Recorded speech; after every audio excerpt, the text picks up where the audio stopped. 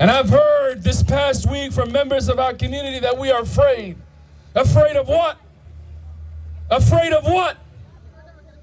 Afraid of what? Speaking the truth. Speaking the truth. Telling it like how it is.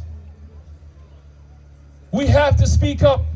We have to speak up. This is a moment we cannot just be silent. And I know our community, this is not the first time we've gathered like this for Palestine. And I'm going to tell you the truth. Many of you have never come back. You never came back. You never came back. And now is the moment that you need to make a decision from this moment here. Are you willing to make the sacrifices necessary to make sure that this country does not perpetuate war on our brothers and sisters? Does not turn the back on our brothers in China. Does not turn the back on our brothers in Burma.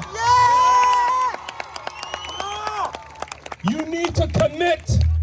And there are so many young people right now. I'm going to tell you a little secret.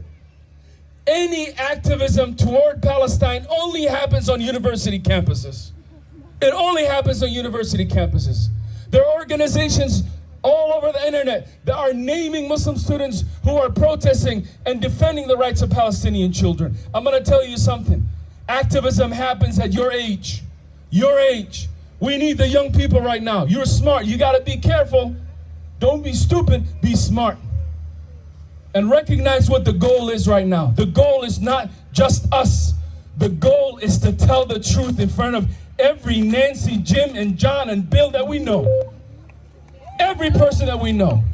They cannot turn away from the child Palestinian children. They cannot turn away from the fact that our money is being sent to send missiles on families who are sleeping, on innocent children.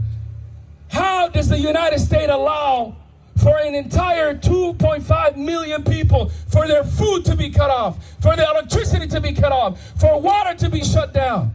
How do we let that happen, brothers and sisters? It is because we're not united. It is because we have been taken by Hayat Dunya. And we forget that we are American citizens, which means we don't have the excuse to say, America is doing it. We are doing it to our own people. I'm going to tell you something, and I'm going to end with this. Every single one of you can make a difference. But I know right now, I know most of you are not going to do anything. So I'm going to speak to the few that maybe are going to do something. The few. I know who you are. The rest of you, you just came here for a social media post or something, or just make yourself feel better. I'm going to tell you the truth. The rest of you in this crowd, you're willing to do something. The first thing I want you to recognize is what you have. What do you have? Allah gave you a brain. Some of you can speak. Some of you can write poetry. Some of you are good on social media. Some of you are not good. You came here to protest, but it's actually a meeting. It's a reminder to many of you that we have been absent. We have been absent.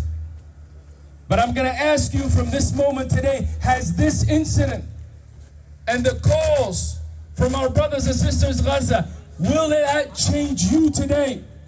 Will that make you wake up and realize that our tax dollars continue to perpetuate war crimes to our brothers and sisters? We can do something about it. We can do something about it. Protesting is the first thing.